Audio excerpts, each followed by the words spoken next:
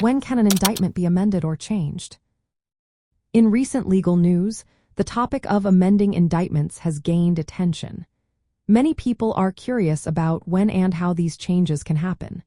Understanding this process is essential for anyone following criminal cases.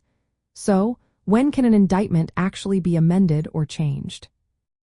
An indictment can be modified before a trial begins. This is often done to correct technical errors or clarify the charges against a defendant. However, these amendments cannot introduce new offenses or change the nature of the charges in a way that could harm the defendant's rights. Courts generally allow these adjustments to fix mistakes like incorrect dates or names. It is important to note that amendments must not unfairly surprise the defendant. If a change is made, the defendant should still have enough time to prepare their defense. Once the trial starts, making changes to the indictment becomes more complicated. Courts are cautious about allowing amendments that could affect the defendant's rights. For instance, introducing new charges or altering the elements of the offense is usually not permitted after the trial has begun. This is to ensure that the defendant's right to a fair trial remains intact.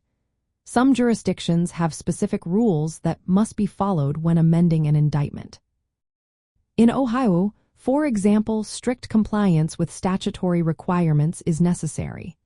Minor defects, like a missing signature from a grand jury foreperson, may not invalidate the indictment if everything else is in order. Another key aspect is the defendant's constitutional rights.